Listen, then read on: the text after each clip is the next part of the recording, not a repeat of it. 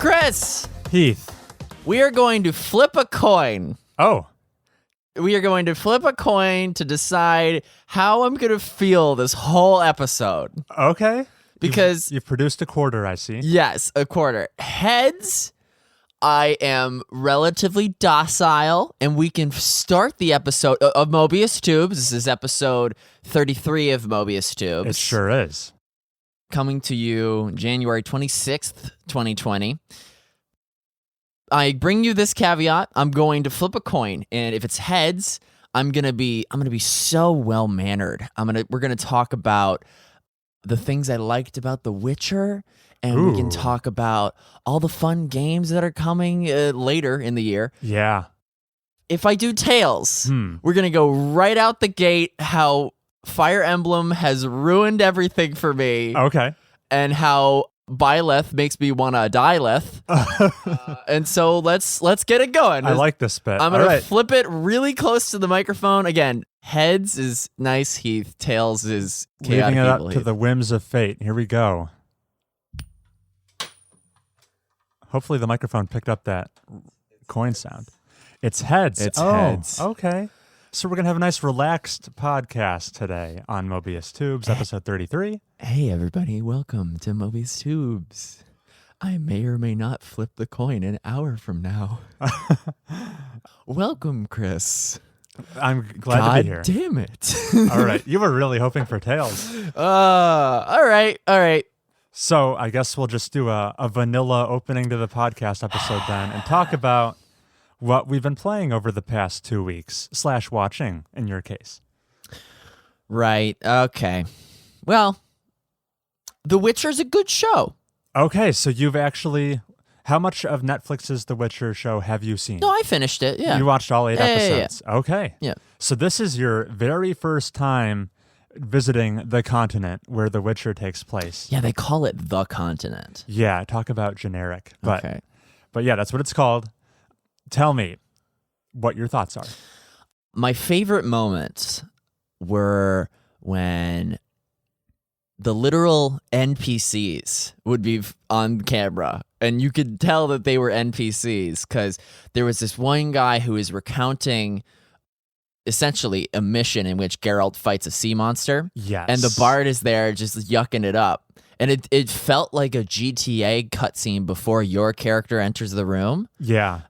Because the NPC is just regaling how, Geralt dies. Right. And the bard is like, I don't know about that. And then Geralt comes in all slimy. And I can totally picture me like controlling the sticks, walking through the door, and everyone's like, how did you got swallowed? And he's like, I had to cut the beast from the inside. I'm Henry Cavill. I'm the various... That's an interesting Geralt impression. Welcome to the continent, mate. I'm butchering original voice actors. Doug Cockle. Doug Cockles, yeah. So I liked how I could see the game in the show. And that was comforting to me just as a non-fan, but recognized the origins. I see. I say origins, and then you think about you say but the book, and I say forget the book. And then I also liked. I mentioned the bard. The bard's great. Mm-hmm. What's his name in the show? It's like Jaskier. Jaskier, yeah. Jaskier. Yeah. All right. Apparently, that's his name in the Polish version of the games. That was kind of an unexpected. I didn't expect him to be named that because in all the games and all the books in the English translations, his name is Dandelion. Oh, okay. I'll look for that. But yeah, okay. So that is like the Polish name, I believe, that they chose to use. I don't know why. I feel like Dandelion's a fine name. It's suitable for how he's portrayed. Yeah. He's kind of bumbling. He gets his neck swollen by a genie. Yeah, the djinn. Uh-huh. Other characters were great. The princess was good. Yennefer was good. Yennefer was kind of a bitch. Okay, so I had only one complaint about Yennefer's arc. So, minor spoilers here. She starts out super ugly, hunchback, she doesn't know magic, but she has the potential to be a sorceress. And then she shows her early arc in Aretusa, learning from DeVries, the instructress. Mm-hmm. And she's not very good. But other students are getting turned into eels. Yeah. Other students show like more aptitude than her to begin with. Then I don't feel like there was a big moment where, suddenly she did something amazing and she's suddenly mastering magic. I didn't really because pick up on that. Doesn't she like shoot lightning out of her hands and the professor has to like catch it Intervene. in a bottle? Maybe. Yeah. I just feel like it suddenly went, she's incompetent at magic to suddenly, she's one of the best magic users She's the hottest ever. and most powerful. Yeah, she Mary Sue's a little bit. I feel like it was a little bit of an abrupt transition there. Okay, if you want to call it abrupt, I'll concede that. And then, she gets really grumpy with Geralt because Geralt supposedly makes a wish that they hang out more. Right. They're not separated. Yeah. And so, like, how can he know it's true love? So Geralt is kind of like sexy Boba Fett. In which he just, like, comes into town, he's here to work, kill monsters, but he ends up making more connections than we thought, or at least I'm just trying to make a Mandalorian comparison. Quick, the things that I disliked. Man, the broken up continuity made it really tough. Right. Yeah, it's all chopped up. As soon as you meet what's the other princess's name, like Poinsettia, who marries Dooney, the hedgehog? Oh, Pavetta. Pavetta, yeah. Yeah, as soon as you get to know them, they're dead in the next episode, right? And then you got to care about their daughter, who is the princess. And I don't know if I am unfamiliar with medieval courtship or like parlay, but the law of surprise was confusing. It's better explained in the game? Yeah, the law of surprise, I'm pretty sure is just a Witcher thing. It's not like... Maybe I'm wrong. Maybe it's like an Eastern European thing. But yeah, I don't think you should not have been familiar with that ahead of time. Because Dooney plays, it's like a reverse Uno card. He uses the law of surprise to be like, yo, I should marry this girl because I saved her dad. And then Geralt saves the day. And it's like, oh, how can we ever repay you? And he's like, hey, let's just keep this law of surprise thing going. And then she literally throws up because she is carrying Morning a child. Sickness, yeah. And then and Geralt has the best reactions to all of these. But for like 8 minutes when the queen was like really upset because the law of surprise, I was like, oh, she's angry about something. The way it's portrayed, it kind of feels like they assume you know what the law of surprise is, but you really don't. Yeah. Also, side note, the queen's husband, yes, who dies in the first episode, Eist. Yeah, Eist. Yeah, and then I think that's his name, like Eist. Oh, I thought you meant like he got ice. No. He got hit by an arrow. Yeah, and then I see him defending Dooney in that Clash episode. Yeah. And I got confused as to like, is that a new character with the same actor? And then I was like, oh yeah, the continuity. And it's like, boy, that's because season 2 is getting made. Yeah, it's in production. And there's no way that they're going to do the flashing back and flashing forward. I like how there were chunks of time in which Yennefer and the G get back together, like the next episode far in the future. Yeah, time has passed. Yeah, I appreciated that. I didn't like back in the day Sintra, and then fast forward to the moments before the first episode. I was like, oh no, maybe it would have made more sense if I played the games or read the book. That's totally fair. Even I, who knew all the events that were going to take place, was a little thrown off by the order they presented things. Because like Geralt looks the same, and the Queen looked the same. That was weird. You had no bearing on. Maybe the only person who didn't look the same was Musak. Yeah, Mousak. Musak. Yeah. Mousak changed his hairstyle, and that helped me. That was Mousak was my anchor. Also, he up and dies very fast. Yeah, that was kind of unceremonious. Yeah, I wanted to see more of him because he was like the only other super powerful person that wasn't like Yennefer or the princess. Well, good news for you today, Heath. Play the games because he's totally alive in those. Yay! Okay. Yeah, they went off script killing him. Wow. Okay, that does not happen. Yeah, and then they made him like a patsy for the doppelganger. Yeah, the Doppler takes his identity. Yeah. What was your favorite monster of the week? From the gate, there's the spider, and then there's the djinn, and then yeah, you're right, it is monster of the week. There's the lady who got turned into a shriek beast. A Striga, yeah. Yeah. From the time she was an infant, she was created as this. She was cursed. Yeah. That was a good episode. Again, I like these moments in Geralt's timeline, but then in retrospect, when I try to piece it together, I'm like, when was that? Yeah, the Striga episode was probably my favorite episode. Yeah, it was tight. Yeah. That umbilical cord dragging behind it was creepy. Yeah, costume design was great. Yeah, I'll go with that. Sure. I think that is like the first chapter of the first book. So they even took the book and then chopped up the order of that too.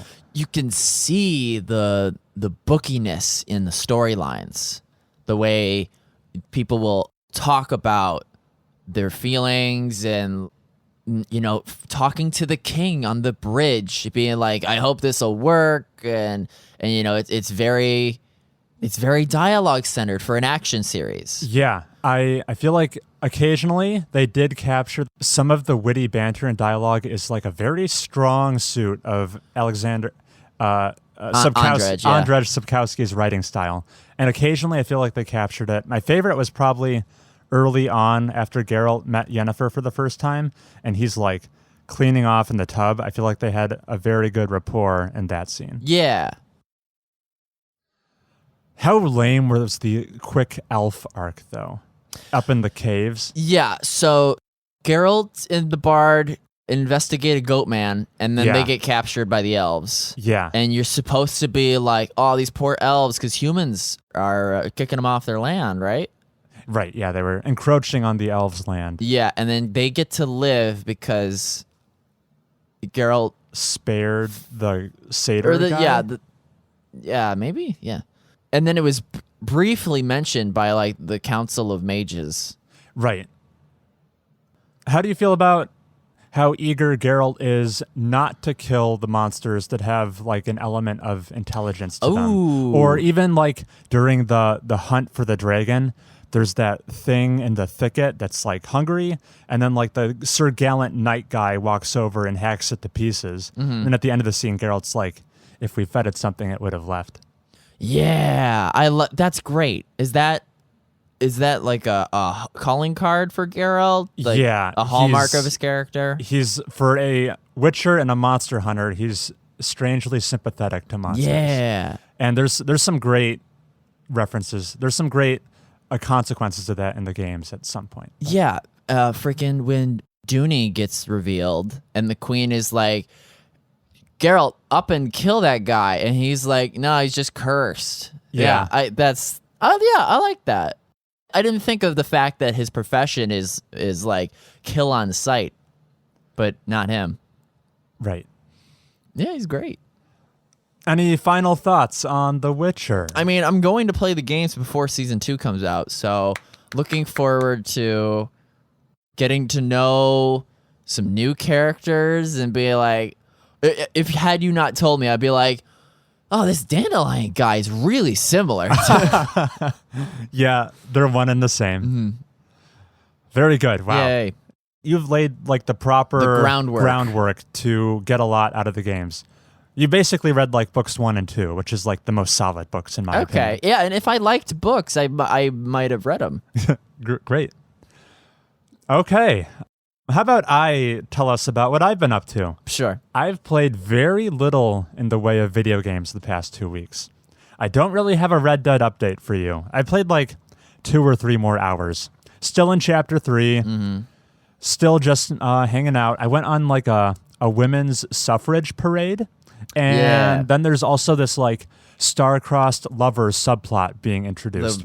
Essentially Romeo and Juliet. Yeah, but that's all I've got going on. That's all I have to say about Red Dead Redemption 2. I did play a little of something else, though. A game that I've been meaning to dive back into and just waiting for the perfect excuse to justify it. And I got the perfect excuse. Why is that? Because I dove back in head over heels for Slay the Spire. And it got a version 2.0 update. I think I know your perfect excuse. Yeah, it's this update. It's the update. Yeah. Okay. So in addition to adding some more like balance patches and a little bit of new content, the main selling point of this update is it introduced a fourth playable character to supplement the original 3. And it's just like you would expect. It's completely different. When you say playable character, you mean like the person holding the cards? It's kind of like picture picking a class in an RPG. Okay. And you start a new run of Slay the Spire. And whatever class you pick, it determines like the entire library of cards that are going to be popping up in your playthrough. Yeah. They're all specific to an individual character. So it's like a whole new deck of cards has been introduced. Oh, wow. Yeah. This new one is called The Watcher. Her theme is she's a blind martial artist. And I've played with her a couple times. I like her a lot. She has some brand new mechanics. She's probably like no block whatsoever. You can do block. Her main thing is she can transition between, I think, up to 3 different stances, like a martial arts stance. Okay. And whatever stance you're currently in brings with it a couple benefits. The most common of Southpaw. which, she can enter a calm stance. And calm doesn't bring any benefits normally, but as soon as you exit calm, you immediately get a boost of 2 energy. That's like your currency you're using to like play cards, energy. It's basically mana. Whenever you exit calm, you get 2 more of it. Okay. So that's all well and good.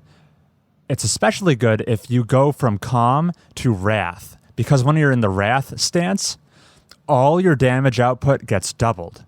But all damage you take is also doubled. So it's high risk, high reward. If you transition directly from calm to wrath, though, suddenly your damage output doubles and you have like more energy to use all of a sudden. Yeah. So it's potentially an explosive turn for you.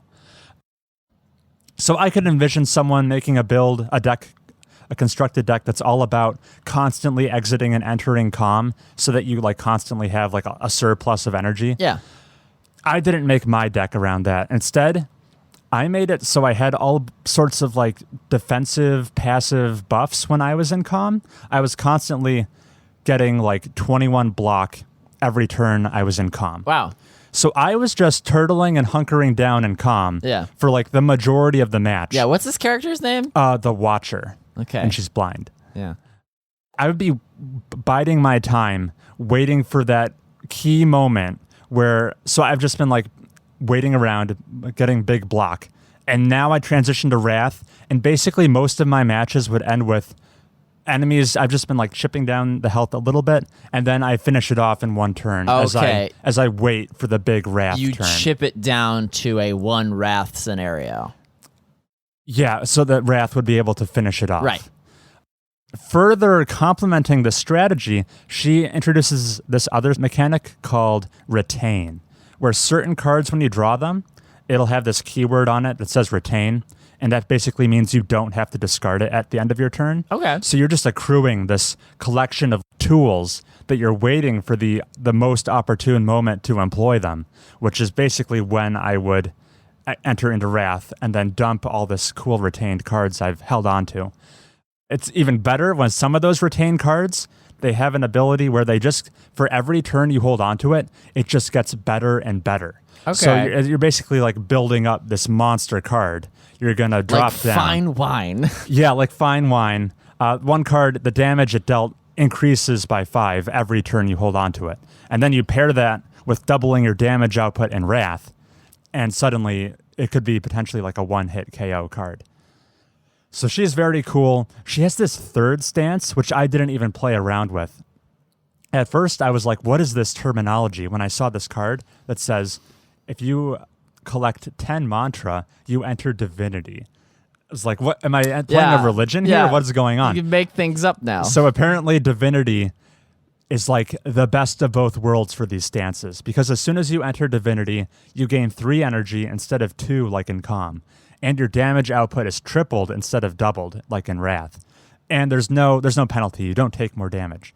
So Divinity sounds completely broken. The catch is it only ever lasts for one turn. So it's like do or die moment if you ever enter Divinity. But I haven't built a deck around that mechanic yet, so I can't speak to it. Cool.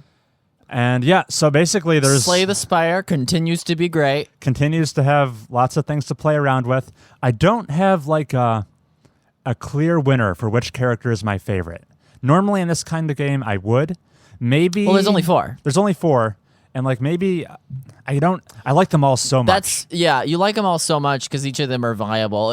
It's sort of like which is your favorite Pokemon starter? And it's like, oh, they're all pretty good. I think Bulbasaur is heads and shoulders above the other two. Never mind that. I didn't think that would be so contentious. Yeah. Easy. Easiest question I'm going to get all podcast. Okay. Yeah, so it's not a long update. Just if you haven't thought about checking out Slay the Spire yet, please do it now. There's just even more great content to try. Well, I did think about checking out Slay the Spire. Oh, really? Because call back to last week's segment, Heath's Spectrum of In-Game Economies, I asked the fans to come up with other games that sort of fit that peak meritocracy category like Call of Duty Zombies did. And remember? Black Ops 2, apparently? Right. Slay the Spire seems to. Okay. Because tell me all about the bonuses that you would get had your last playthrough got to the first boss. Do you know about this? Are you talking about like... So let's say, okay, so Slay the Spire is a card game. Yeah. Let's say you get dealt like really poor cards at the beginning of the game. Okay. And you'd be incentivized to just reset. Okay, yeah, sure. You could just hit quick game, start a new one. The Spire devs designed it so that if you at least beat the first boss of a playthrough, the next time you play, you will get a bonus for doing so. Okay. As opposed to just like constant resets until you get the deck that you want. Okay, this is pretty funny. Yeah, at the very beginning of the game, It's like a blue whale kind of guy. There's a giant whale. Yeah. Who grants you a benefit. I'm just such a skilled Slay the Spire player That's that why. I'm always beating that first boss. So I just thought that was something that happened by default. You never knew. You always thought that this was like your This is a given. inaugural bonus. Oh my god. So that's interesting. Of course, Chris would be so good as to not know. To be fair, being the first boss is child's play. If you die, it's always in Act 2, the city, after the first boss. Okay. I wouldn't have thought so. I thought that Slay the Spire is like it's a tough game from what you said. Yeah. But maybe not the first boss. I definitely fail as many times as I succeed. Yeah. Yeah, the skill floor is high enough. Right. So that's fun. Add that to my spectrum. And God, that's funny that you didn't even notice. Okay. So is that Slay the Spire? That's Slay the Spire. All right. Throw it back to me. I played 15 hours, and partly because this game had a lot of downtime during which I was watching The Witcher. Okay. I'm talking about Dead by Daylight. Oh, you brought it back. Yes. So I friggin' bought this game as part of what? Like the Thanksgiving Steam sale? I thought it might have been earlier than Or that. is it the summer maybe Steam sale? Summer. Yeah. So it's just been... like a dead thing, it's just been rotting in my library. And then I played like 15 hours of it. So the reason that Dead by Daylight takes a lot of time is because it's all multiplayer. And so while I was waiting to queue up, I was watching the Sintra boys die. Anyway, Dead by Daylight's great. The skill ceiling is so high. Now, you want to think about Assassin's Creed Brotherhood in your back pocket. Okay. Like I said. Social stealth? Yeah, so it's a team of 4 survivors pitted against the 1 killer. And I only played survivor. I played killer maybe once and got horribly embarrassed. Really? Yeah, everyone escaped. You're just a benevolent killer. You could say that. It's very generous, yeah. Playing survivor is so much fun because you're simply fulfilling objectives until you hear the scary heartbeat that says the killer's coming. And then you hide around a bush and you use your third-person camera to like track where they're going. And it's when you get rid of a killer via a very tactical ring around the rosy, it's so fulfilling to narrowly miss this do-si-do that happens, and you resume doing the objectives that the killer would like to stop.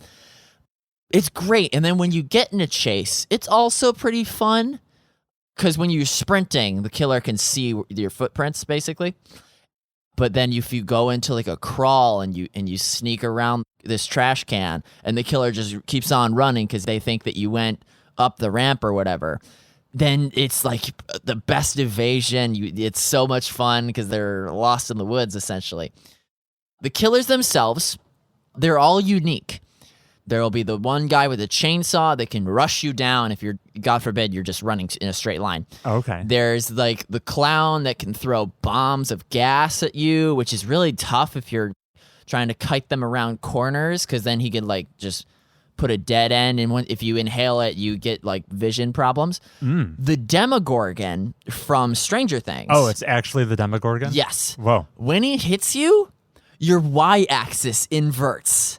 Oh, the upside down. Yes, referencing the show. And I didn't really notice until a chase sequence had ended. But yeah, he flips your camera. And granted, you're never like looking up at the sky unless you're trying to like peek over a barricade to see where the killers run into.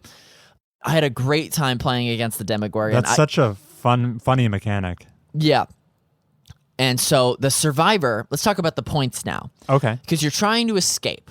And let's say you just beeline your objectives and disregard your teammates who might be getting chased down or God forbid, hooked, in which you need to help them. Otherwise, they'll just be sacrificed.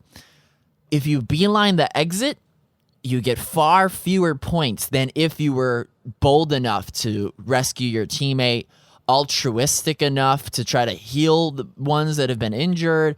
If you take the time to distract the killer while your teammates are carrying out other objectives, you're constantly accruing points.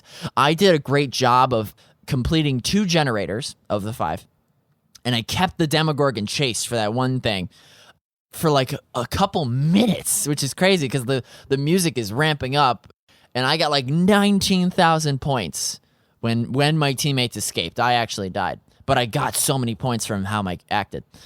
I will now tell you about the greatest act of sportsmanship I have ever seen. Wow, that's high praise.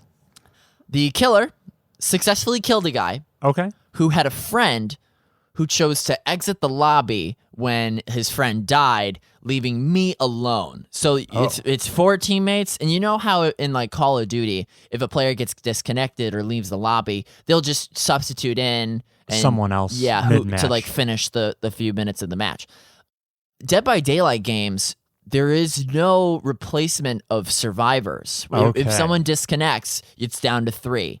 So you are on your own. Yeah, so and no help is coming. Yeah, no help is coming.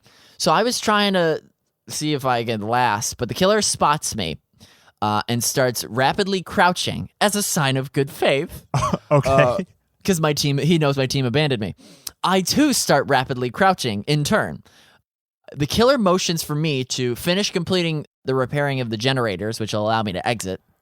A generous thing to do because it grants me points. All the while, we are in a chase due to our close proximity, so he is getting points in turn. Oh. We then run around the map, generating more points for each other. At one point, he slashes me and downs me. And I think, well, it was fun while it lasted. The killer then lifts me onto his shoulder and then drops me by the hatch. So you can also escape if you find this one little hatch across the whole map. Wow. I spin in 360 as a thank you, and I make my exit, and then we message each other on the results screen. I thank him again for making the best of a bad situation, and they say, no problem, your team sucked, and then we go our separate ways. Wow, I love that story. I have to retract my previous comment, though. You are no longer the most benevolent killer. This guy is. I got his name. His name was Silent Shadow. So, Silent Shadow, if you're listening, thank you so much. And that's the kind of camaraderie that these Dead by Daylight people have it's a feather in the cap of the community that plays Dead by Daylight, and Right. I was happy to play. Yeah, that's my experience. Thank you for bringing that story to the show. Yeah, it sounds like a potentially very welcoming community, especially as far as online multiplayer games go. Yeah, since then I've been watching videos by this YouTube channel called Pain Reliever, and he is arguably the best Dead by Daylight player ever. And he has a super soothing voice, which makes the videos that much better because it's like a killer is chasing him down and he's able to juke him, and then he'll be like, that was the wrong move. and explaining how there's certain things you can do to like feign attempting a window vault, and then you can circle back and use hatch mark juke, and he'll explain how like the killer has like a cone of vision of red. And so you can, in a chase, if you see like red on your back, it means that they're really close to you. Okay. What the killer can maybe do is if you're in a chase that's rounding a corner, they can peek the corner so that you see the red like behind you, and then you know that they're coming, but then they can backpedal to make you think that they're in pursuit and then wrap around and get you for the surprise.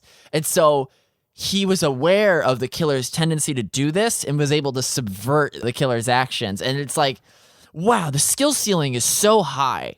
And it sounds like the potential for cool mind games as well. Yeah, it's like a fighting game. Yeah, the footsie's involved, yeah.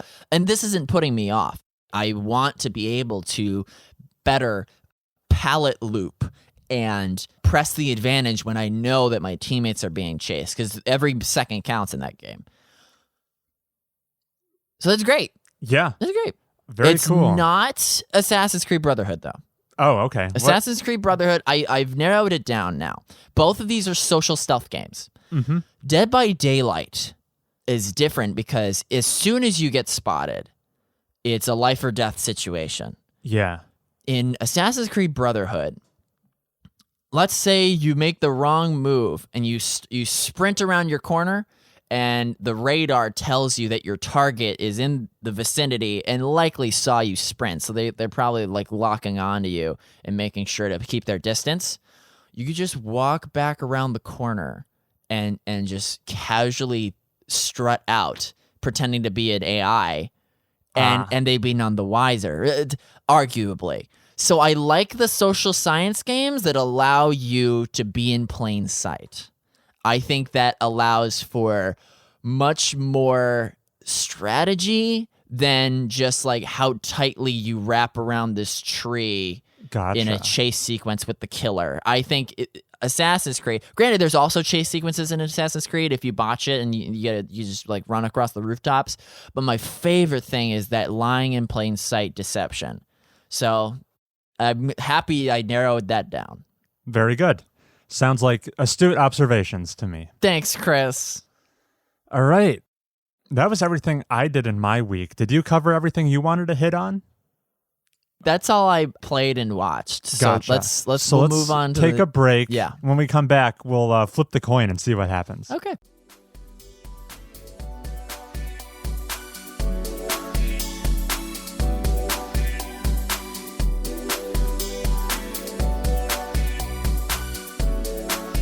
And we're back. We're back. So before we cover the news, Heath, why don't you take a second shot at that coin flip of yours? Remember, you're hoping for tails. Yes, I get it. All right, Chris. Fuck you. So here's the thing. For the people who don't know, imagine it's Christmas, right? And you run down the stairs in your pajamas, and the Christmas tree it's chock full of gifts, and they're all beautiful, and they're of different sizes, and you know how like the big ones are super good. So you start opening them, right? And you maybe start with the small ones. Oh, sweet, you got a new phone. Oh wow, that's huge because your birthday was not that long ago, and it's like, oh, I've been getting like sick gifts the whole time. I wasn't expecting to just crescendo, and then I got like a drum set. Wow, I've always wanted this, and then oh boy, this last you get to the last gift, Chris, and it's a good size too. So maybe it's like a console, maybe it's a computer, maybe it's like what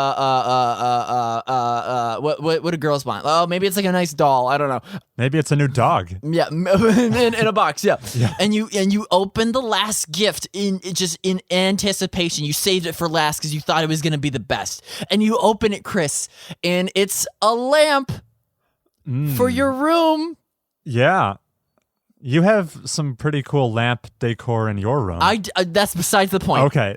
Imagine your parents just cracking home runs with these Christmas gifts.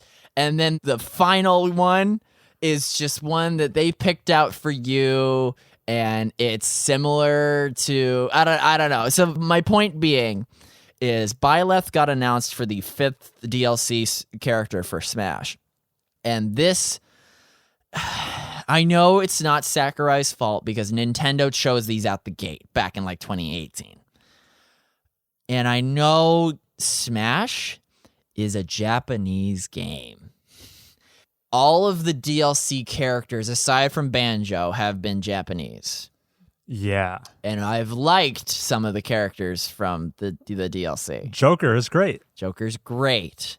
Terry Bogard is a fresh face. Byleth is the 8th Fire Emblem character in the game. Probably the most overrepresented franchise on the roster. For those of you who don't understand, right, having 8 Fire Emblem characters being added, imagine it's like, you know the show The Bachelor? Yeah. Imagine if the same character, I say character, the same contestant came back year after year. They were the same. Maybe it's not the same exact person, but it's like the same archetype. It's Todd from accounting, like year after year. You grow so tired of The Bachelor being like, why you gotta inflate? Let's get some new blood in here. Like Dante. Anyway, they inadvertently pulled a Star Wars. Right? So the very first Star Wars, we got to blow up the Death Star. And then Return of the Jedi, what's the we got to blow up the Death Star. Yeah. Force Awakens, what do we got to do? Blow up the base? Star Killer base. They made it a planet-sized Death Star, right? Yeah. In episode 9, what do they got to do?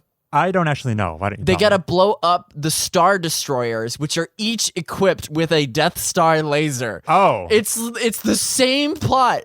They just added another Fire Emblem character, and I know that I can't be upset because Fire Emblem Three Houses was the most profitable thing in the world. And yeah, it's probably one of the better selling entries in the franchise. Yeah. So it makes sense to a certain extent. Yeah, but it's just so disappointing how Nintendo was doing great, adding a representative from Persona 5, never been featured. Adding Banjo, who, you know, is the like long-running fan favorite, wanted to be entered into this game. Right. You added Hero from Dragon Quest. Yeah. So that's like why aren't I mad about that, Chris? Because that's a Japanese character that had no pull in the States. Right. But he's a new face. Yeah. I want new faces. Right. I'm losing steam. Here, what else have I... Here was my experience with Byleth getting announced. I was at work in a meeting, and one coworker standing next to me was watching the Smash live stream, actually. And then I look over to him. There's a big scowl on his face. He looks over to me, shows me his screen. It's literally the splash screen of Byleth as a join Smash. Yeah. And I light up. I'm so happy for it. I'm like, wow, my favorite game I played last year, the main character is going to be in Smash. What a great thing for me. Disappointing things? The Smash roster already has so many sword users. I guess that's and they make the joke. Sothis makes the joke about it. Sothis makes the joke in the announcement trailer. Wow, another sword user? And then they show that, you can use these other like hero weapons. Yeah, but it's still like a spacing kind of character. True. So it's funny that they were self-aware about that, but... And they had Sakurai had the audacity to be like, what is Fire Emblem? As if he hasn't been force-feeding us friggin' Corrin and Lucina for the past 3 years. And then the Mii costumes. Altair shows up. Yeah. And Cuphead shows up. How come all these great ideas are being relegated to Mii costumes? It's It's almost disappointing because like the fact that they're getting me costumes takes them off the table for like a full character inclusion. Yeah. Right? Yeah. Quick. Name a character that is gonna be a me costume instead of a DLC. Okay, because do you have any predictions for Wave 2? So we're getting 6 more fighters. Let's just here's a get funny him out prediction. of the way. Do you think there'll be any more Fire Emblem characters? There very well could be another Fire Emblem character. You think it's in the cards? The states. Oh, it would be. No, I don't think it is. I think there's no chance, personally. Okay. There will probably be another Nintendo first-party character among those 6, but it surely won't be Fire Emblem. No, it won't. I saw some other predictions that were like that said like Shantae, Sora. Oh man, I don't want to see Sora in that game. No, you don't. And then what would be the funniest thing? It would be so more funny than if Waluigi got in. The very last DLC, if it was Gino, that would be the longest con. Gino from Super Mario RPG. Oh, the blue guy. I don't really know who Gino is. Wow, you are the last person. Okay, smash Gino. Yeah, this guy. This was like, in America, he was like one of the most requested characters. I have never seen this character in my life. Chris, this is like Smash 101 fan picks. They wanted him in place of like Ridley. Oh. Huh. This is news to me. Okay, wow. Chris, this is akin to someone saying, what's this World of Warcraft? Like, you're... I guess this goes to show how closely I follow new Smash characters. So that's... My rage is over. Now I know what I want, more than anything, is just fresh faces. I don't even want Gino because he's a Mario rep. I don't even want... like another Metroid rep, even though they could use it. I just want newcomers. Okay. In whatever, even if they are a hero. This will never, ever happen. But one character I thought would be kind of funny to fit in Smash Bros. would be Doom. Doom guy would be cool. But I was going to say, this is too obscure, Monokuma. Oh, from Danganronpa. From Danganronpa, the black and white bear. He'd be pretty wild. And he just like kind of breaks the rules. You could do a lot of weird... He's like constantly jumping in and out of different costumes in the games. Okay. So you could have fun with that kind of idea. Yeah. He would be my dark horse pick. Never going to happen. Yeah. Yeah, so I'm glad you were able to vent and get that out of your system, Heath. Yeah. I'm going to eat some cashews.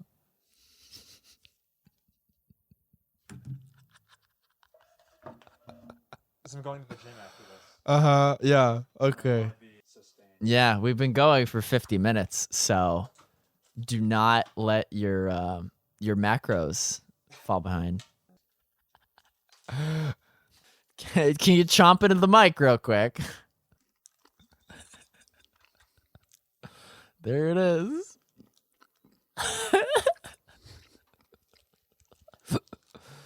How was that? No, that's fine. You just said the title. Oh, people wanted Zelda from Breath of the Wild and Travis Touchdown from No More Heroes. Those, even though those are Japanese, I'd say that they're a stretch. Oh, dude, Untitled Goose Game getting in. That would be sweet.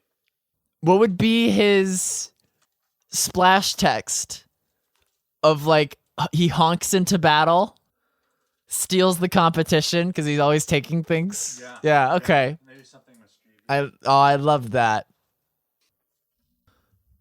I have an informed opinion. Okay. I was going to say that Edelgard is easily still in consideration. As another character? Yeah, they could totally do it. They could do it. That could easily be the penultimate one. 2 pulls from the same game. Yeah, they don't give a Fire Emblem. It's their bread and butter. Well, I would welcome it. Oh my but God. Would Edelgard use a sword? She would use an axe. Okay, that's the same thing. And then I was going to say Professor Layton could also be a pick. Because he's not Nintendo first party, but they have like a working relationship. He's Japanese. Yeah. He usually appears on like the DS or 3DS. What game's he from? Professor Layton and the Mysterious Village is the only one I know of, but there's like a bunch of them. Okay. Even the more recent Professor Layton games star his daughter because I think he retired. Oh, did you hear about how they killed Nancy Drew? The book series, Nancy Drew, the girl detective, for the 10-year anniversary of the series. Wait. Surely it's been going longer than 10 years. Okay, maybe it's like 90. Anyway, they had a pair of two other detectives on the case of how Nancy Drew was murdered.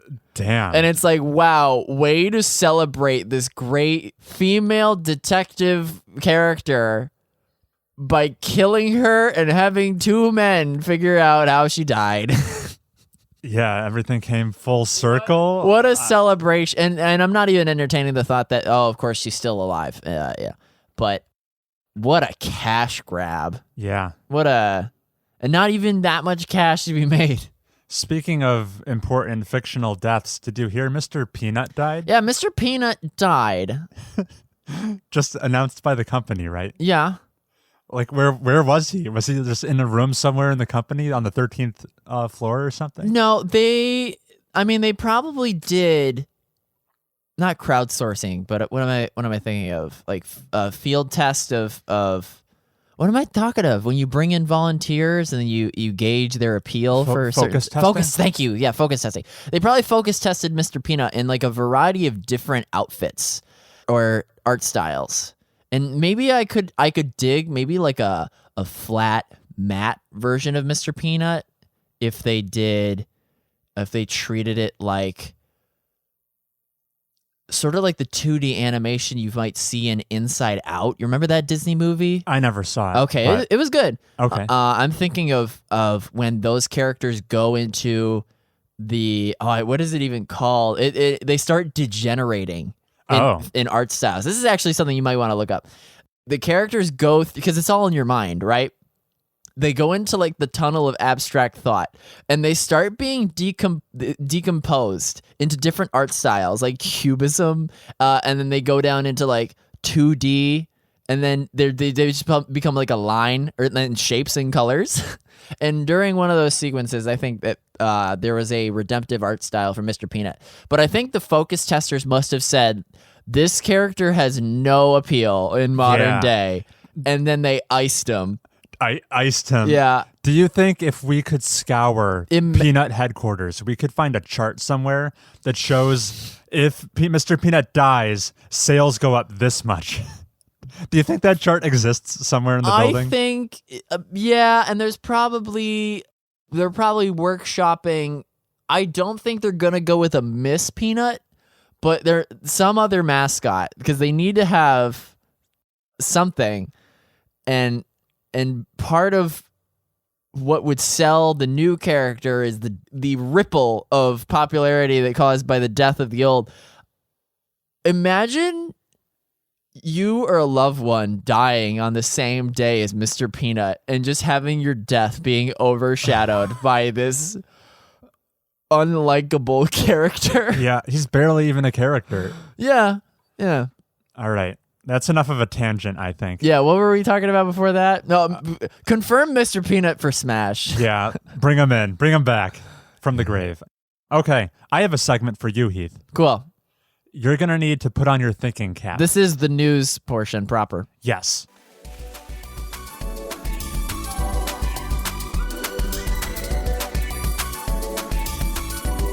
Okay, so I didn't fully appreciate this going into 2020. These first few months have been kind of a desert for new releases. I'm talking about January and February. There's not a whole lot going on. Like, Tokyo Mirage Sessions Sharp FE Encore came out for the Switch. Okay. But that's just a port of a very obscure Japanese game. Is Resident Evil 3 out yet? That's like in March, I think. Okay. January, February, kind of a dead zone. Yeah. So this year is off to a slow start, and the start is about to get slower because we just got a bunch of high-profile game delays, some of which I would consider some of the biggest games coming out this year have been pushed back. Now, I need your help, Heath. Okay. I'm going to run through the delays one by one, but I need you to make a judgment call. I've brought a quote to the show from prolific video game designer Shigeru Miyamoto. Ah. He is a local indie dev. Yeah. Miyamoto. Just works for this small company called Nintendo. Yeah. He's credited with making this quote: "A delayed game is eventually good, but a rushed game is forever bad." Right. So, what your job today is, Heath, as I go through the list of games that just got delays, I need you to tell me, will Miyamoto be proud of the delay, or will Miyamoto be disappointed by the product despite the delay? And you will answer Miyamoto is proud or disappointed and briefly back up why you think so. Okay. Basically, I'm asking you, do you think these delays are a sign of mismanagement and now the game is maybe in trouble and is going to release in this broken state? Or are they in the final leg of the journey? They're just doing the final polishing, or in the case of Cyberpunk, the final polishing. Answer Miyamoto is proud or Miyamoto is disappointed, and then tell me why. Okay. First up, Iron Man VR, a high-profile VR game where you get to fly around as Iron Man, originally slated for before the end of 2019, has now officially been delayed to May 15th, 2020. Okay. So about 6 months.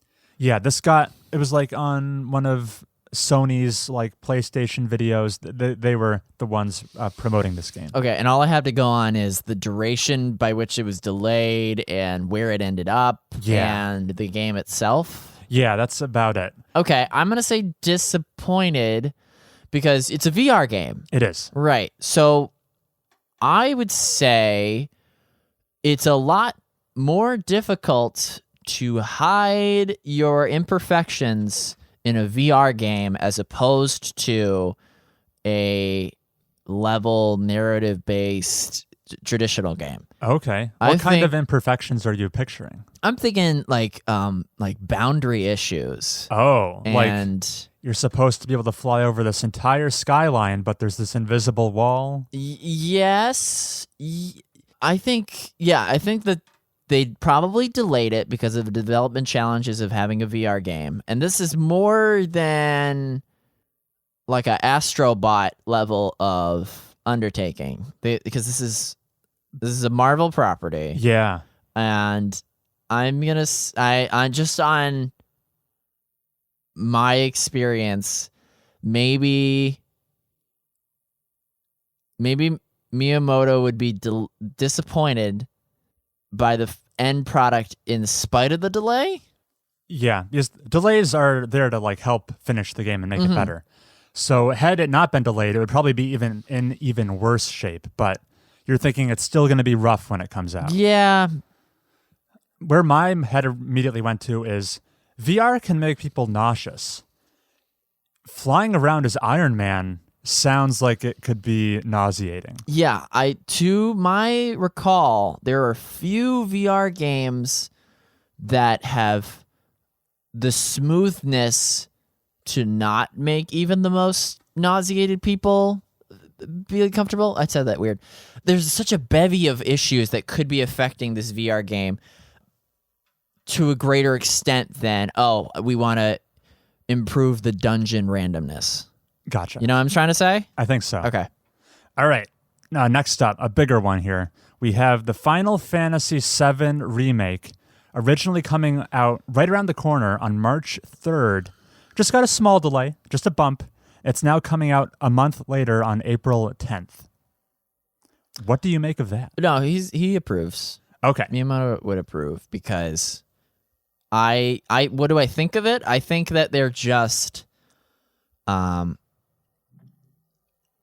tightening up some narrative elements Okay. Because they did make some changes to the original story and to preserve the continuity of it, because they have the old one to look back on. Maybe they neglected like I said, a continuity error or something that just wouldn't make sense in a certain context, and they're just trimming and like copy pasting things into a more satisfactory. I don't think this is like a rework. Do you think your judgment may be being influenced here by the fact that it is a part of my fantasy video game publisher roster? Yeah, Eist. I can only hope that Miyamoto loves this game and tells everyone to buy it. No, I'm in agreement with you. Having a 1 month delay could only be like something very trivial came out. Yeah. Okay. Yeah. Next up, another heavy hitter. Cyberpunk 2077, originally coming out on April 16th, got a pretty heavy delay. It's now coming out all the way back on September 17th. So that's like a 5-month delay. Do I think Miyamoto would approve of the delay or be disappointed by it? Of the game's quality when it does come out? No, he'll approve because it's a sufficient amount of time to, and again, none of these games are doing ground up framework changes to whatever like progression systems or things. I'm pretty sure that Cyberpunk is simply making like some UI changes and maybe like more efficient behind the scenes processes. The game we're gonna get is going to be as streamlined as they can make it, because there's so much writing. They got like the Keanu Reeves factor, and they got the CD Projekt is backing it. They made it. You know what I'm trying to say. No, Miyamoto would not think ill of Cyberpunk despite their delay. Got it. Despite the fact that Cyberpunk 2077 is my most anticipated game this year. Belongs to you. And it's on my publisher docket. This makes me pause. I'm a little worried. Oh, why? Why?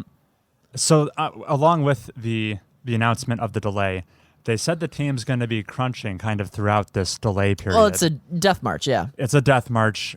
The Witcher 3, when it came out, was in a little bit of a rough state. I didn't play it at launch. I came back to it a year later after it had been fixed up.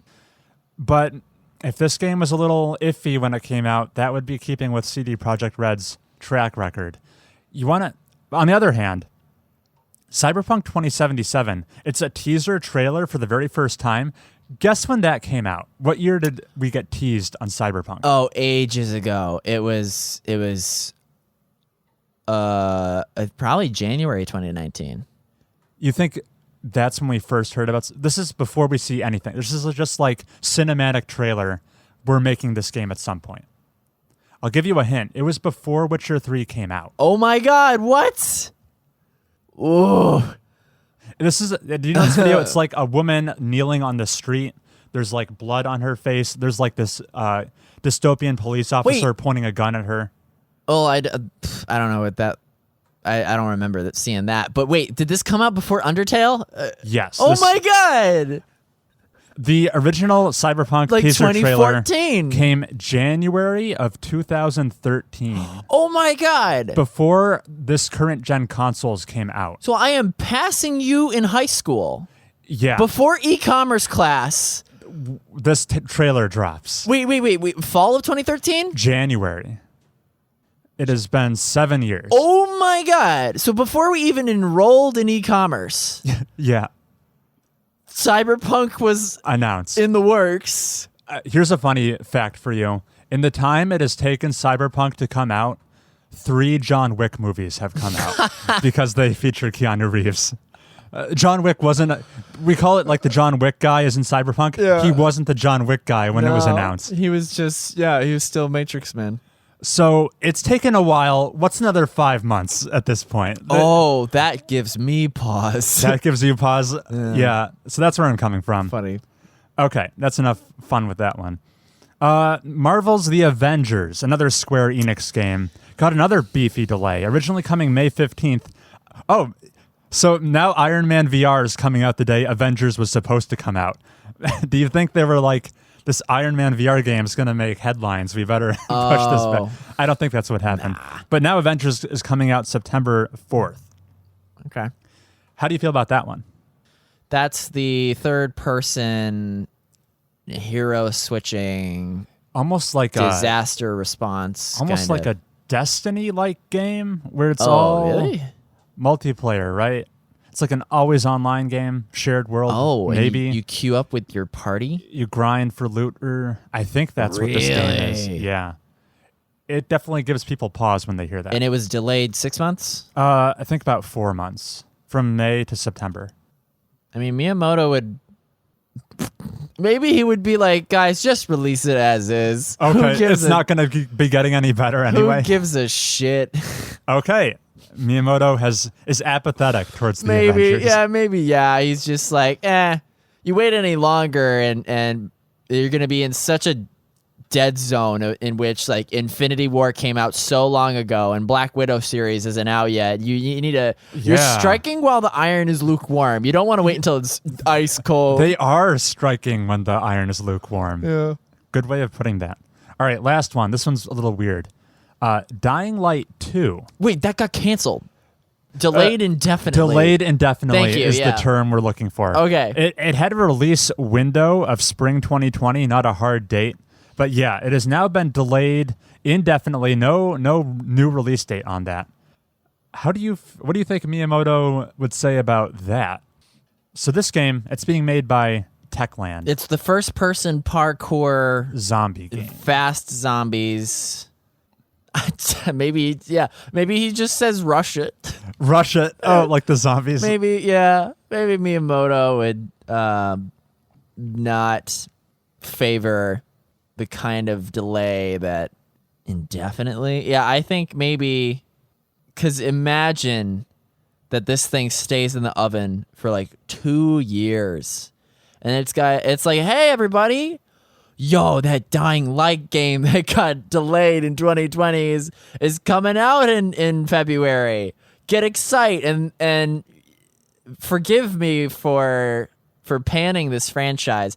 I don't think they're gonna get any kind of super duper unless it looks like a Mirror's Edge kind of thing. Okay, to appeal to that crowd. This one threw me for a bit of a loop. It's made by Techland. They're the people who made the game Dead Island. Yeah. And then for some reason, milked that. They left making that franchise. It was making so much money, though. And they made Dying Light in 2015, and it got good reviews. Oh, yeah. And now I've heard nothing but positive things about what people have seen of Dying Light 2. It seemed like it was shaping up to be pretty good. So this delay caught me a little off guard. I wonder what's going to happen here. You can draw this kind of strange parallel. They're not going to get telltaled. A strange parallel where the team that took over the Dead Island franchise announced a game called Dead Island 2 in like 2014, and we haven't seen anything of it since. So that got trapped in development hell somewhere. It would be really weird if Dying Light got trapped in a similar development. Wasn't there a Dead Island Riptide? Yeah, I think that was 2013. I don't know who made that exactly. Okay. Yeah, Dead Island. I probably own it. I know it's in my Steam library somewhere. I've never played it. Nah. It sounded janky. It is. Yeah, I was exactly going to use that word. Yeah. And so would Miyamoto. So would Miyamoto. Well, he knows what he's talking about. Yeah. All right. Well, thank you for humoring me on that segment Yay. and providing me with your industry knowledge on these game delays, Heath. I know all sorts of people are whispering video game secrets in your ears. Well, you know what I should have done is when we were drafting those first picks, I should have just picked God of War 2. There's no way that comes out this year. Really? No way. You know, I almost... Not even a launch title? I don't think so. It's too early. Okay. You need to save room for your Horizon sequel you picked. Yeah, I do. I was super close at the end of that draft to picking up Dying Light 2, and I dodged a bullet there. Wow. I almost grabbed it. That would have been fun. Okay. That's all the news I have. What about you? Happy 10-year anniversary to Mass Effect 2. Oh, man. Came out 10 years ago today. Today, actually? Today, actually. Holy cow. I knew it was January of 2010, but I didn't know it was today. All right, so... Happy birthday. How often do you feel old, Heath? Because this is a case where that makes me feel old. That's one of my favorite games ever, and it feels like I just played it not too long ago. And that's been 10 years. Mm-hmm. Yikes. Thanks for bringing that. Yeah. Wow. That's all I got. Okay. In that case, we're going to take a break, and when we come back, we have listener emails to get to. Yeah. See you then.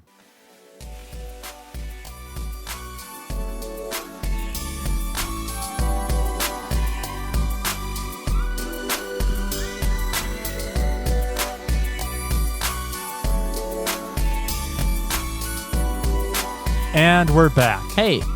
All right, we've got Chris, what do I do if I want to send an email to the show? That is an excellent question, Heath. If you want to write to us just like this listener did, please write us an email at the email address mobiustubespodcast@gmail.com. That's mobiustubespodcast@gmail.com. And we will absolutely read your email on the air, no matter how many spelling errors are in it. Tell us all about how good you are at games that you didn't even notice that they had a rubber band assistance mechanic.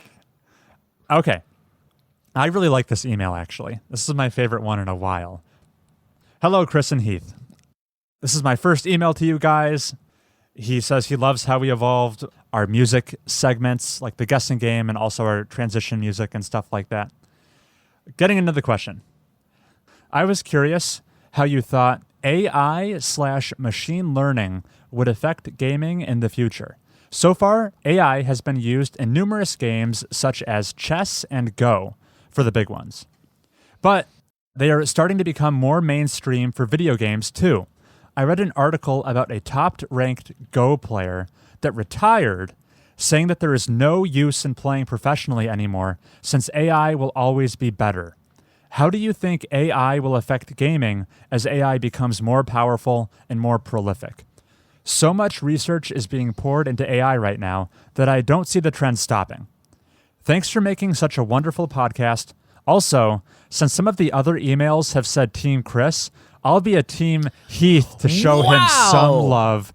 Your number 2 fan after the great Nate, of course, Paul. Who would have thought? Wow. You've got a fan now, Heath. That's so generous. Oh, man. I would love to thank Paul for being the inaugural Team Heath fan. What wouldn't that be the biggest insult to injury if Paul defected to Team Chris? Ooh, yeah. I haven't heard of anyone changing sides. I would. Yikes. To be fair, I think Team Heath deserves more than a party of one. Mm-hmm. Anyway, I like this question a lot. I want to start diving into some of the things he brought up briefly. He talked about AI beating people at chess and at Go. I did a quick little fact check to see, like, when was that exactly? And IBM made this supercomputer called Deep Blue. Yeah, and it beat the current, at the time, world chess master, Garry Kasparov, all the way back in 1997. I was 1 year old. So that was a while ago. I remember when the Go algorithm started beating players. This was much more recent. It wasn't until March of 2016 that the AI called AlphaGo was able to defeat a level 9 Dawn professional Go player. Just so you know, level 9 Dawn is like the best Go player level you can attain. Mm-hmm. So it beat a professional player at that level. I remember that because at the time I was in college. I was enrolled in Theory of Computation, computer science class. And my professor, his name is Ken Reagan. He is actually one of the world's leading chess cheating authorities.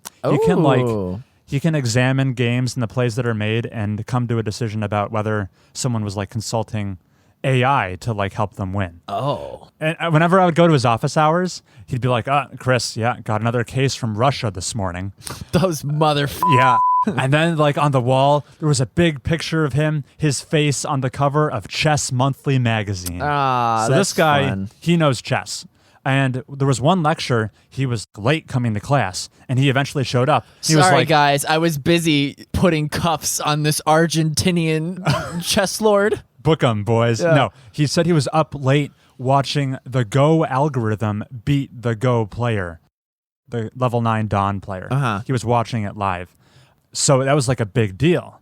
Not just arguably. It has the more complex decision space compared to chess, which is why. What color is it? It's black and white on a circular pieces board? On a grid, and you put them on the intersections. Oh, okay. Is that the only thing to distinguish it from chess? I'm just trying to give our American listeners. It's like black and white smooth stones. Okay. It's like Mancala. Maybe? I don't think so. Okay. Anyway, it more complex game, bigger combination of moves. I think arguably to play Go well, it almost takes more of like a human mind to think in that space instead of brute force chess combinations. Right, because Deep Blue or its successor has gotten so good that no one can beat it in chess. Yeah. But because of Go's humanistic advantage, right, bigger decision space, more. You need like almost freedom more of thought, creative thinking. Okay. So that's why it took 20 years for the Go algorithm. algorithms to catch up. Uh-huh. But they did catch up. Okay. And people have been pointing to this AlphaGo algorithm, AI, as having like rudimentary general intelligence, which is like, that's the gold standard of AI, having a general intelligence, which means it could be widely applicable.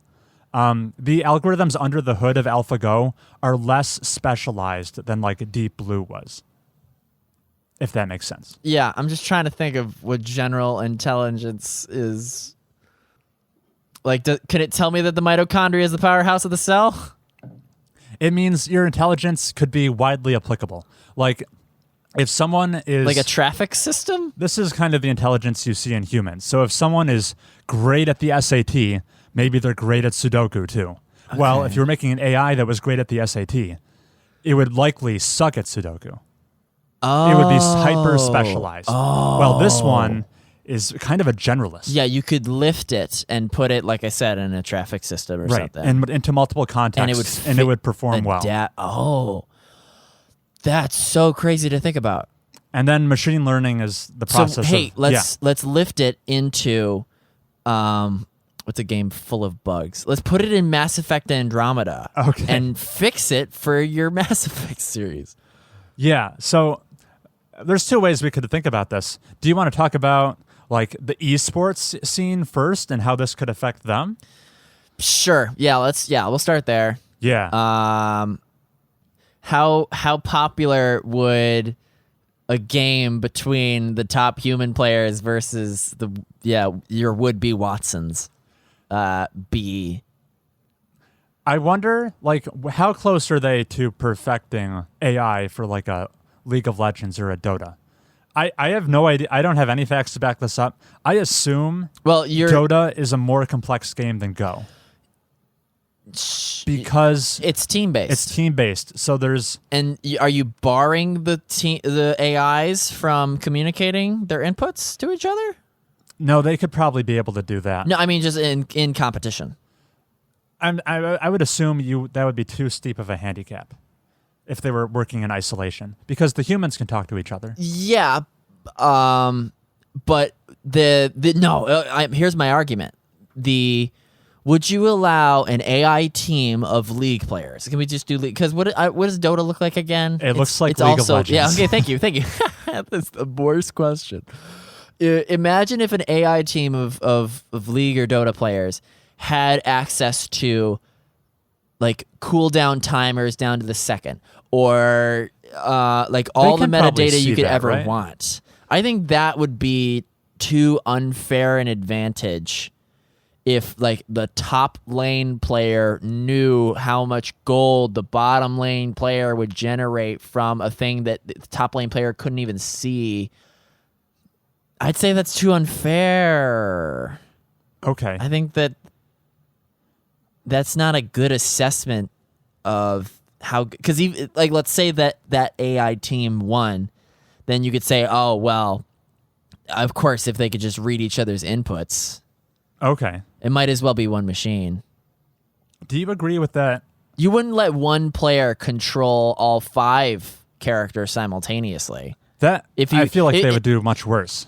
Okay, imagine if one player had like a shared consciousness with 5 other players.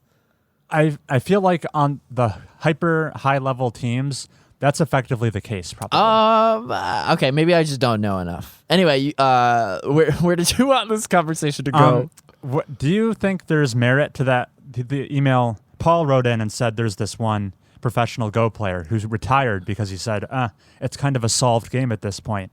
It feels pointless to continue practicing and playing because the AI will beat us.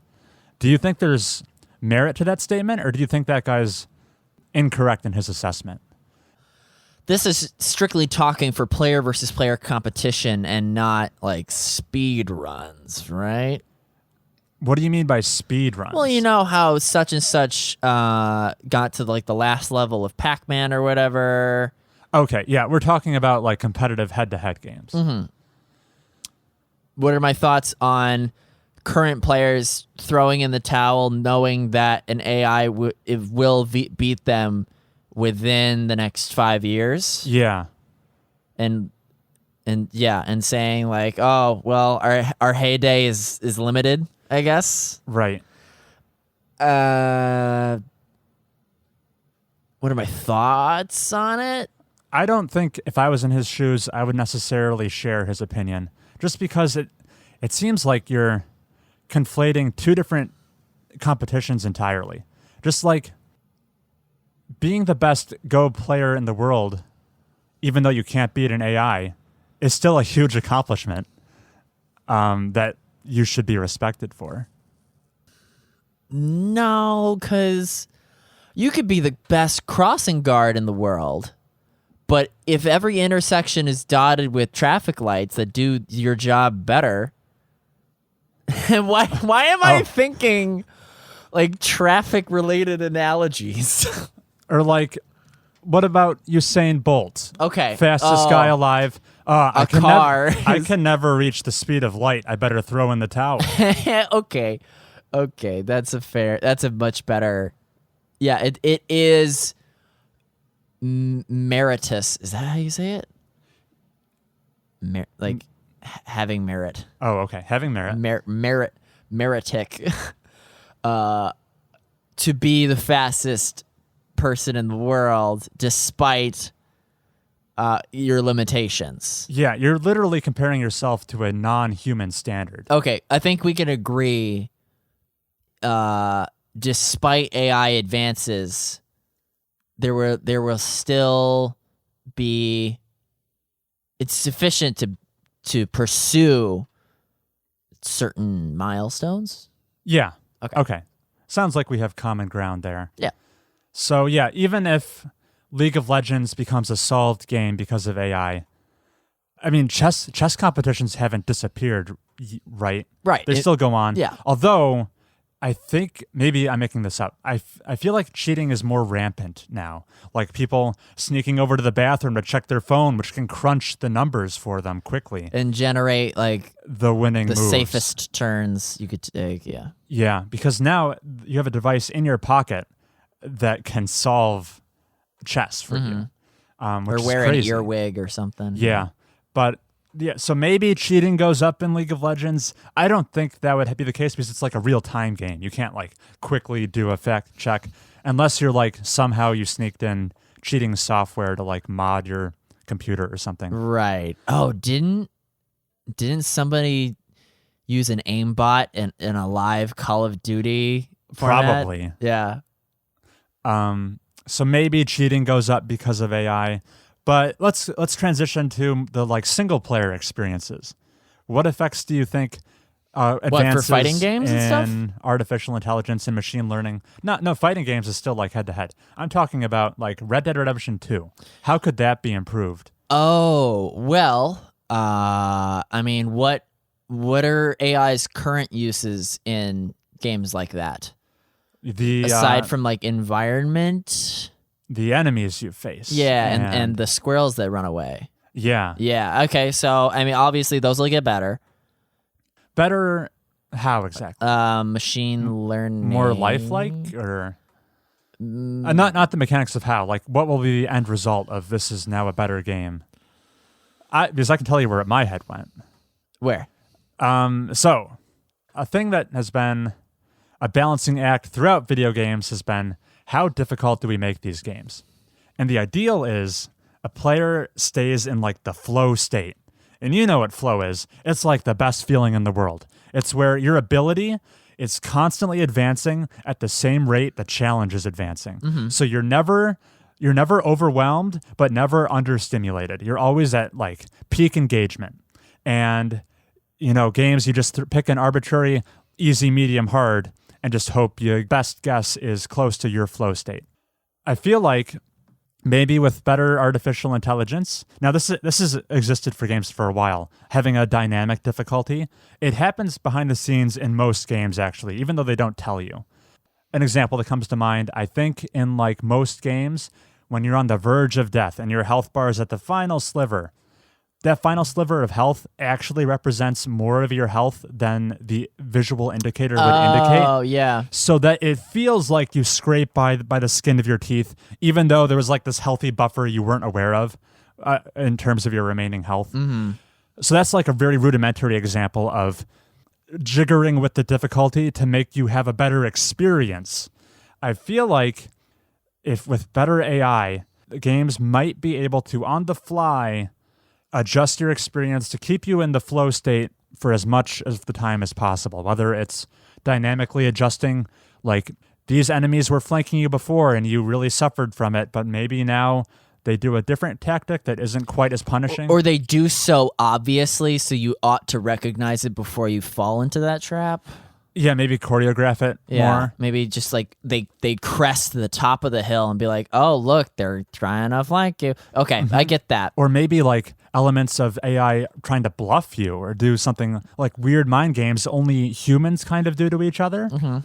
Something to that effect. I don't know what the implementations would be. You know what I thought of? What? For machine learning implementation, the crown jewel would be dialogue.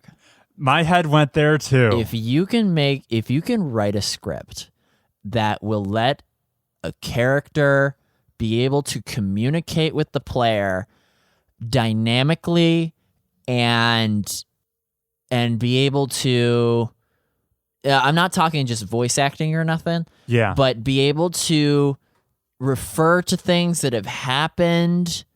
Yeah, because there are games in which the dialogue does not account for certain prerequisites. Right. Certain prompts. Yeah. Because you might be able to slay the dragon with like the most insane thing, but it wouldn't make a difference according to this one dialogue option.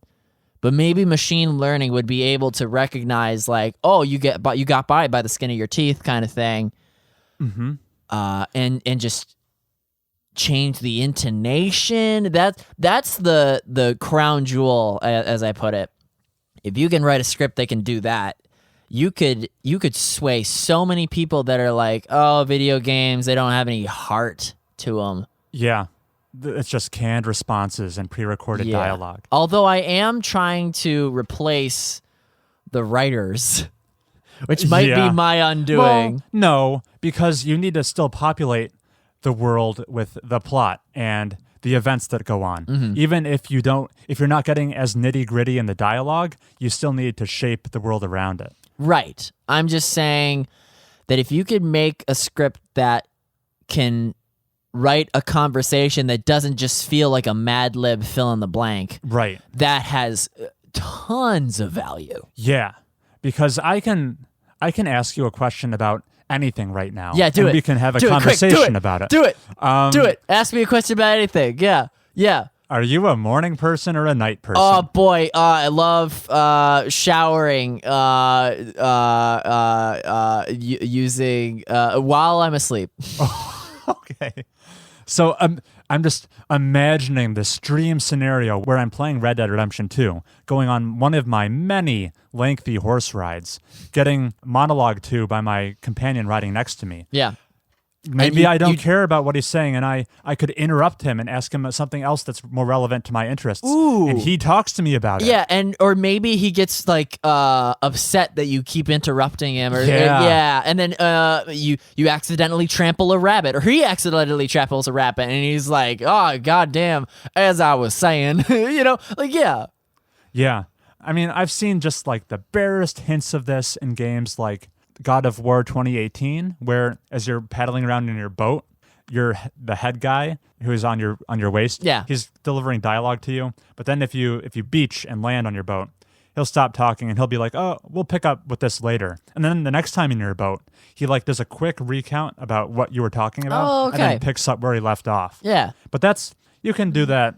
That's a very canned thing. It's not dynamic, but so that's just like the barest hint of where dialogue could go in the future with a fully dynamic machine learning system behind it. Yeah. So that's what I want most of all. Our heads went to the same spot. I'm so happy. Granted, machine learning is already proven its merit in just movement options and just DPS changes, like you said. Exciting to see, though. Yeah. So, technology and video games have this weird intersection where breakthroughs in one manifest themselves in weird ways in the video game world. What's a part of video games that machine learning could never do? I mean, like the voice acting part was a thought. Right. The actual performance to make that of sound, to deliver a performance on par with a real voice actor. Even if how would you ever do that? Yeah, even if you synthesize like their voice, like a GLaDOS kind of thing, but still, you'd never have the kind of heart that GLaDOS has. Here's the thing, though. What if with machine learning, you've got this super prolific video game voice actor, Troy Baker? Yeah. What if you could, through the hundreds of hours of recorded dialogue, if not thousands, distill his voice like I said, down, synthesize it down, and then replicate it? Did someone do that with Joe Rogan's voice because there was so much Joe Rogan content from all his podcasts? Yeah, they did. Yeah, they used, they developed like a voice font, a profile for him, and basically just a mock conversation in which he's like, I'm really skeptical of this and that. Have you tried DMT? I can't. And then he's like, "Help! I'm stuck inside of a computer." And it sounds like Joe Rogan. Yeah. Yeah. Which, granted, a little more wild. deadpan. Okay, got it. So maybe not a perfect recreation, but maybe one day we'll have enough content out there that they can replicate our voices. Oh, man. If Paul could machine learn my character in real life, it's a cash cow. Gotcha. All right, I think we sufficiently addressed Paul's question there. Good question. Good question. Liked it very much, Paul. And I think we hit all the things we needed to this episode. I liked it. Yep, so winding down, if you want to send an email like Paul did, you can go to mobiustubespodcast@gmail.com. You sure can. Send us all of your hot takes on game delays and Slay the Spire builds. I'll pour over all of them. Mm-hmm. Yeah, and by next episode, like you said, nothing's getting released, so it'll just be what we've been doing. Hopefully, I'll have made significant Red Dead progress. Oh, yeah, and I might do something. I might, see cats or something. Oh, man. You already talked about cats so much. Imagine all the things you could talk about if you had actually seen it. Uh-huh, yeah. Yeah. So that'll be a wrap for episode 33. We'll see you again real soon. Thanks, Chris. Bye.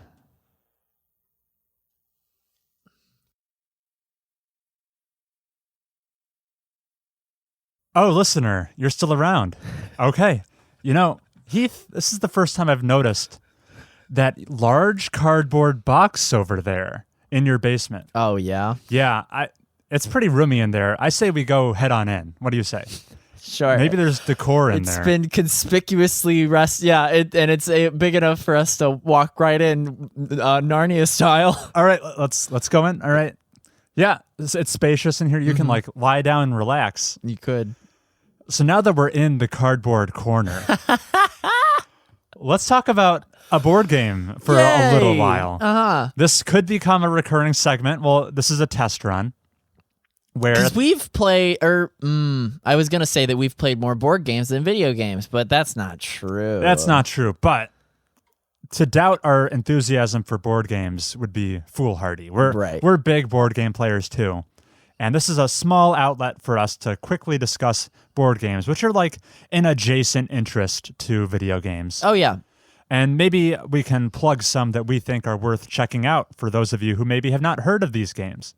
So, for the inaugural Cardboard Corner episode, we have to talk about the game the podcast's namesake comes from. That's right.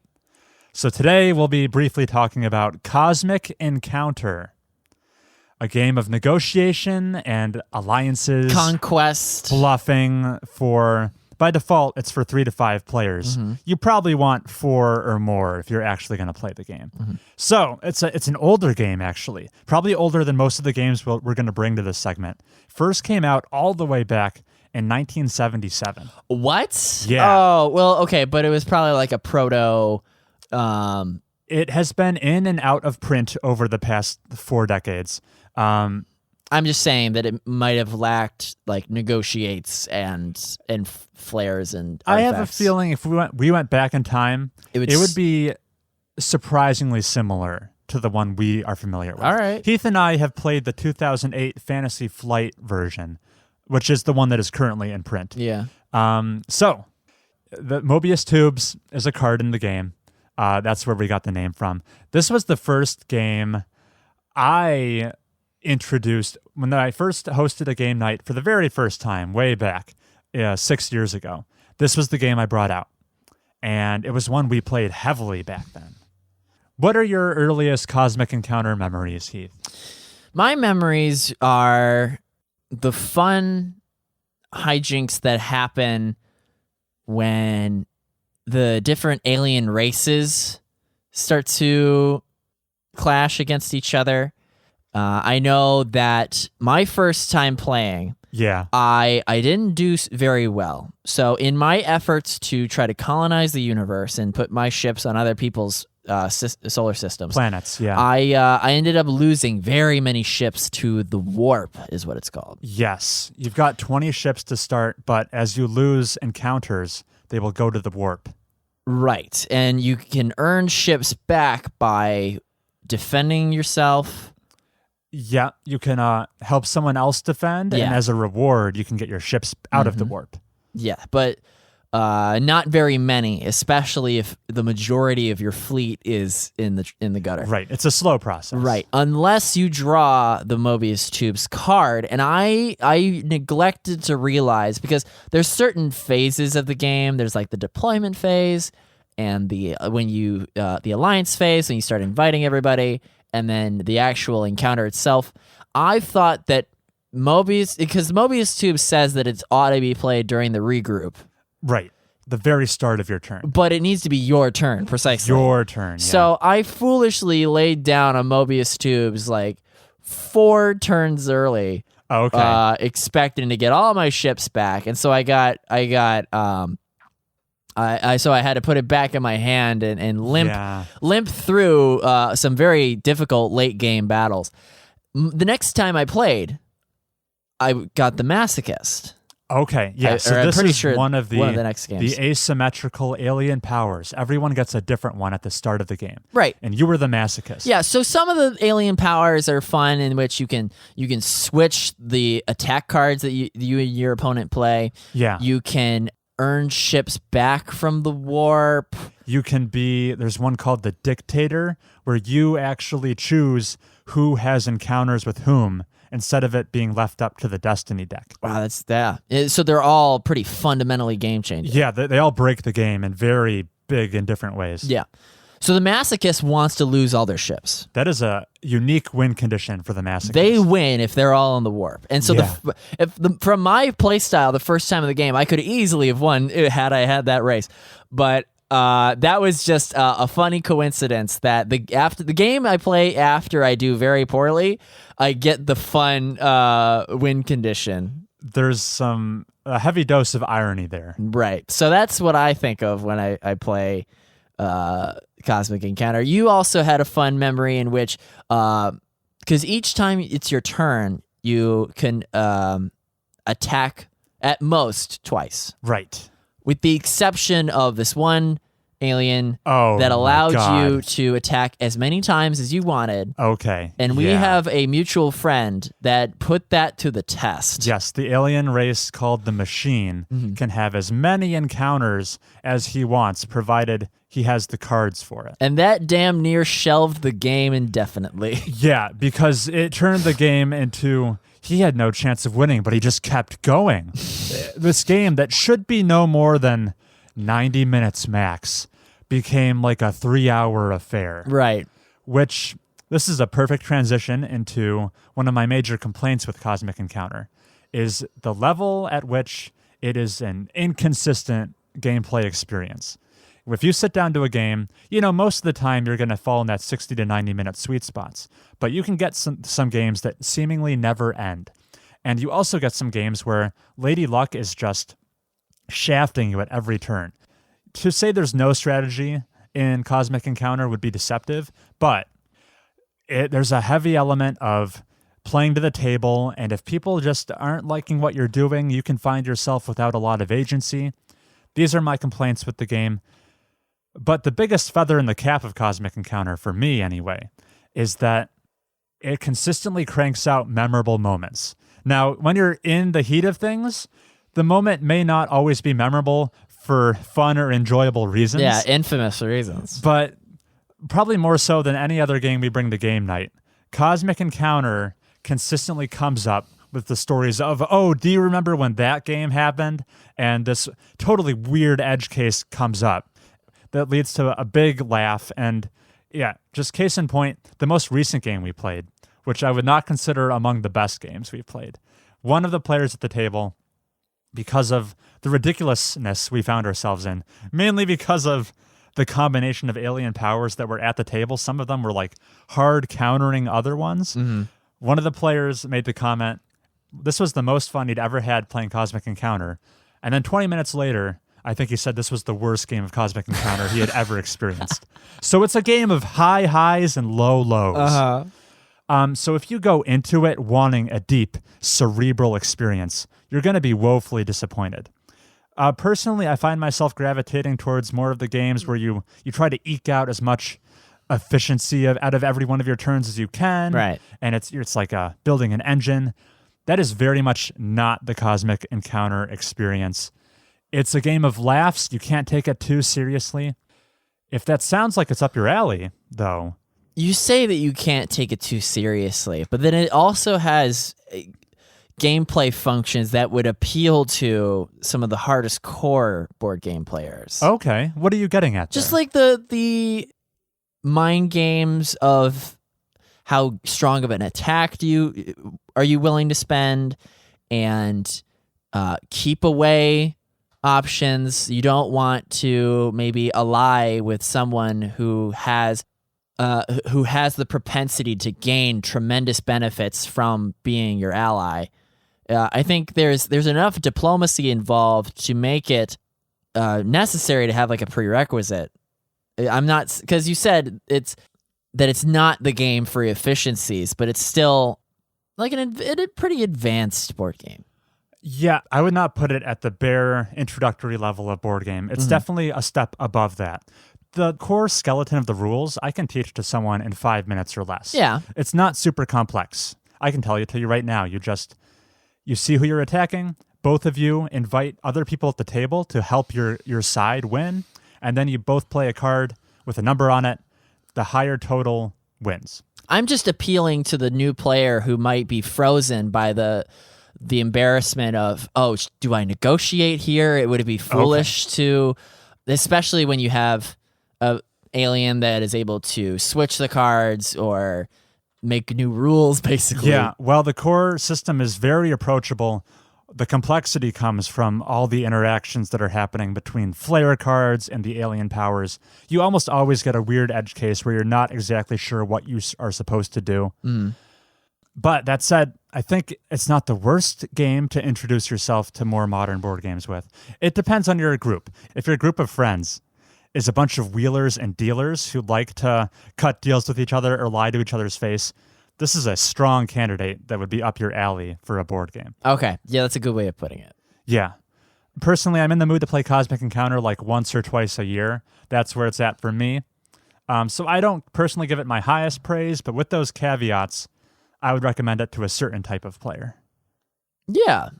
And I was going to say, it looks cool. I'm trying to think of to the person who's never heard of this game. If you look up images of the game on the table, it's an attractive looking game. Those little poker chip-like ship pieces are very nice. The alien artwork is cool, and there are so many alien powers. If you want a game you can come back to week after week, there's a lot to dig into with Cosmic Encounter. You will not get the same game twice. Yeah. All right, so that was the first episode of Cardboard Corner. Maybe we can step out of the box now. It's getting a little soggy in here. Stuffy. And we'll return here again on a future episode. Goodbye.